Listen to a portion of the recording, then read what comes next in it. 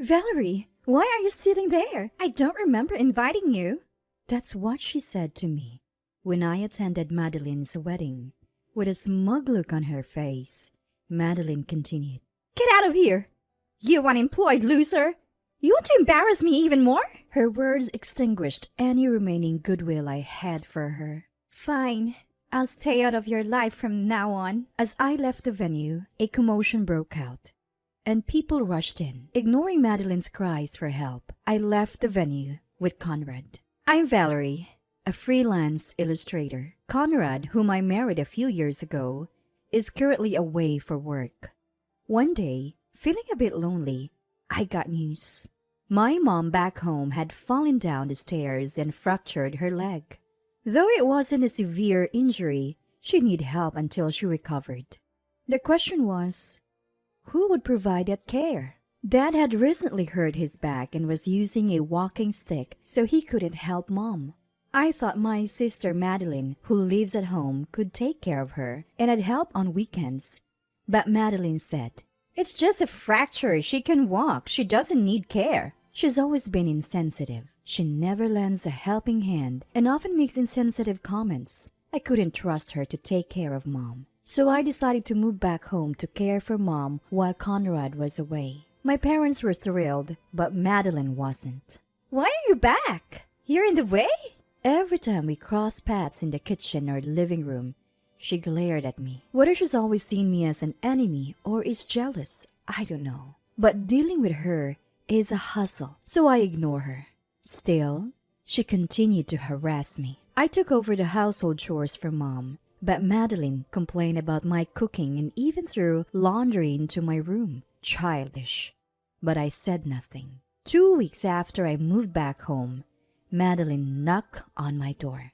I opened it, wondering what was so important. Aren't you going to work? Work? You never leave the house except for shopping or the hospital. You're not working, are you? I explained that I'm a freelance illustrator and work from my laptop, but she didn't get it. So you're saying you draw pictures on your laptop and make money? That's no different from being an unemployed shut-in. Having an unemployed person in the house is the worst. She stormed back to her room, stomping her feet. A few days later, Madeline said, I want you to meet someone. Wait in the living room. We waited as instructed, and she brought in a tall, slender man with a youthful face. The mole under his left eye seemed to highlight his youthful appearance. Nice to meet you all. I'm Rodney, Madeline's fiancé. Thank you for making time for me today, the man said, extending his hand for a handshake. Caught off guard by the unexpected guest, my parents and I returned the greeting. Nice to meet you. We hadn't known Madeline had a fiancé, and it seemed neither had our parents. We exchanged puzzled glances as we listened to their story. I met Rodney at work. He is a very sincere, capable, and wonderful person, Madeline gushed. Madeline, don't flatter me too much. You're making me blush. Rodney chuckled. The two laughed and talked about how they met, what attracted them to each other, and what kind of life they planned to lead after marriage. Apparently, Rodney was drawn to Madeline's outgoing and cheerful personality. The Madeline I know is rebellious, self-centered, and lacking in empathy. I couldn't believe she was described as social. Isn't Rodney amazing? I really want to marry him. Please give us your blessing for our marriage. The two looked earnestly at my parents, waiting for their approval. From my perspective, Rodney seemed too good for Madeline, so I had no objections to their marriage. My parents felt the same, though surprised by the sudden news. They smiled and seemed to give their blessing. After Rodney left, as I was cleaning up the tea and snacks, Madeline spoke to me. You're jealous, aren't you, Valerie? Jealous of what? I'm marrying a wonderful, good-looking, high-earning man, something you could never pull off. I responded to Madeline's smug, taunting smile. I'm not jealous. I'm actually happy you found someone so wonderful. Her expression twisted, probably because she didn't get the reaction she was hoping for. She sighed dramatically and said, "The snacks you served Rodney were so cheap. Couldn't you have prepared something more upscale?" "Oh, but you're unemployed, so you can't afford." "If I knew you were bringing your fiancé, I would have prepared something appropriate." "Oh, you should have sensed it from my happy vibe lately. I really hate how you can't read a room."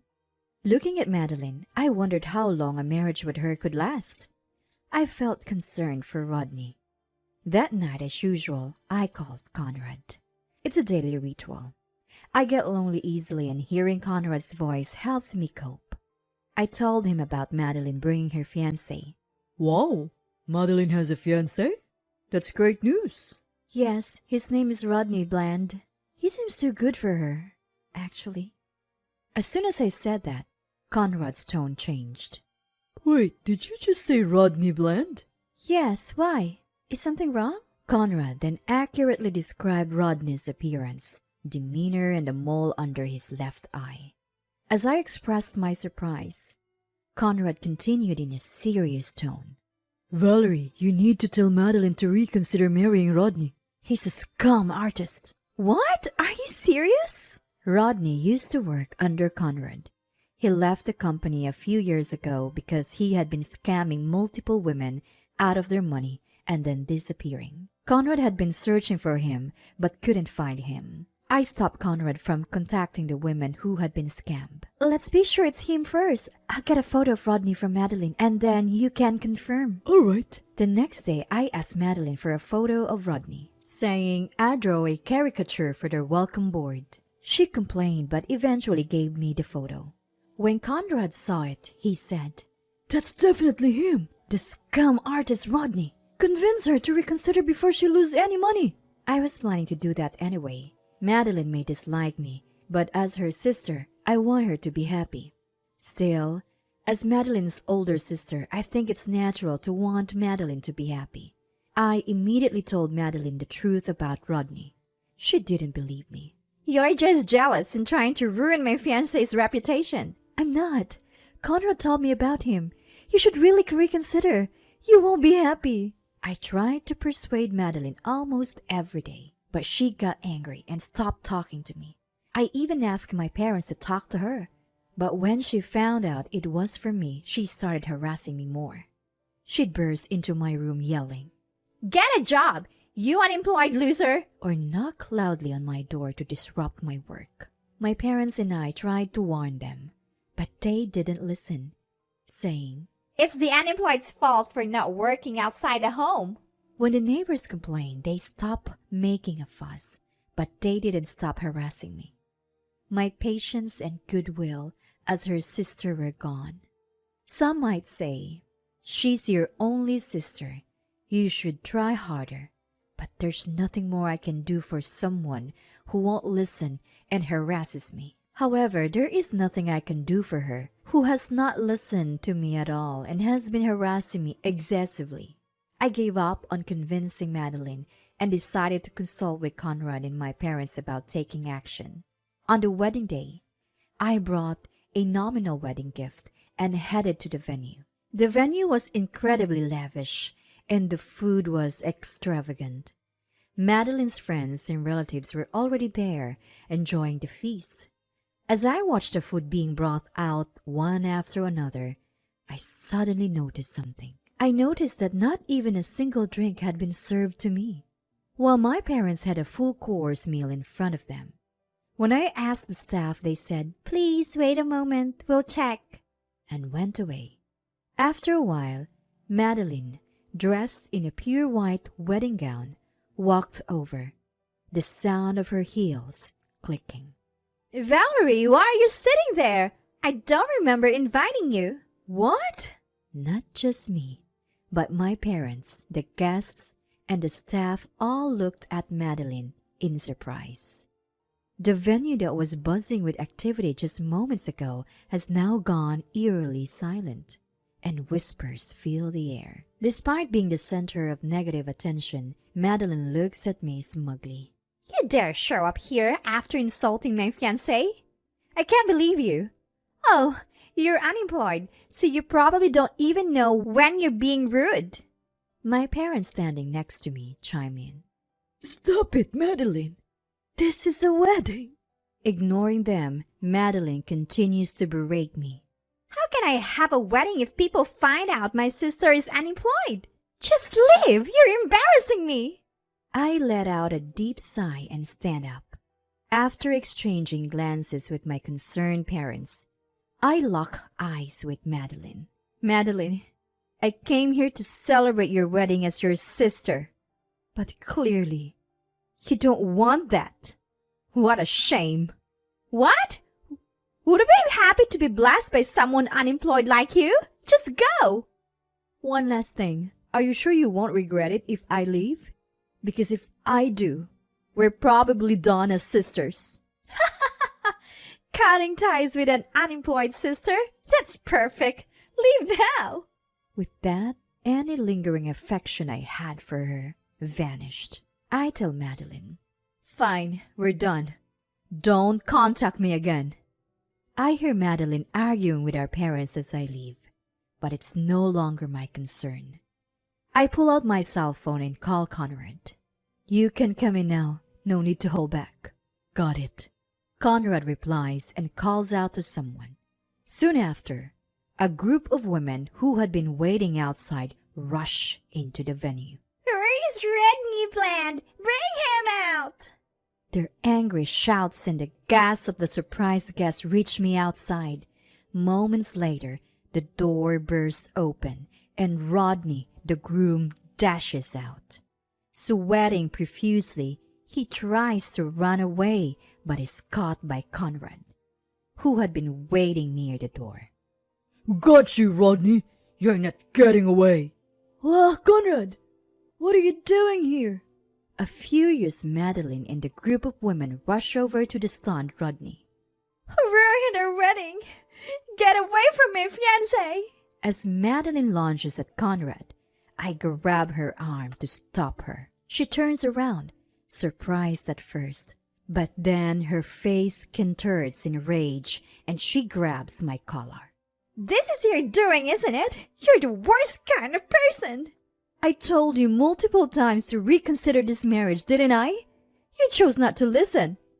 As I say this, I turn my gaze towards Rodney and explain about the women surrounding him. Rodney here has been dating these women and scamming them out of their money. They intend to sue him. What? You're joking, right? This isn't funny. Madeline looks at Rodney, who's being restrained by Conrad. He awkwardly avoids eye contact. Seeing this, Madeline mutters, You can't be serious, Rodney. And he looks down, visibly shaken. Rodney, with a forced smile, addresses the women surrounding him. Why go through the hustle of suing? Let's settle this. I'm marrying a wealthy woman. I can pay you off. Right, Madeline? Wealthy? Me? Confused, Madeline trembles as she speaks. I don't have that kind of money. What? I lied about being wealthy so I can't pay any settlement or severance. What? Then what about the $20,000 you've been giving me? That was for our wedding. You said to leave it to you, so I did. You didn't spend it, did you?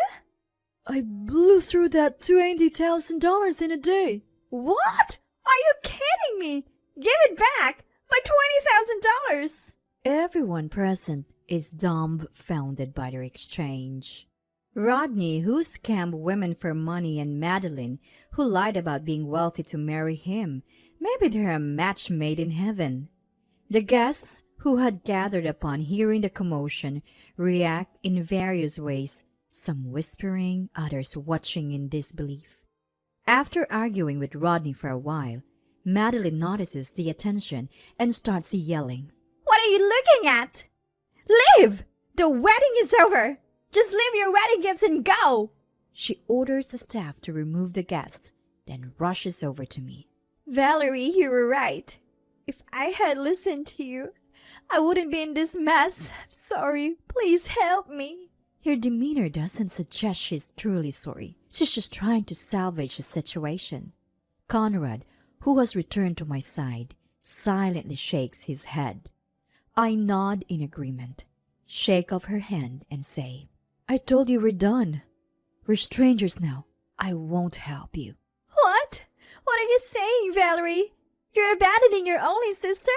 I don't have a sister anymore.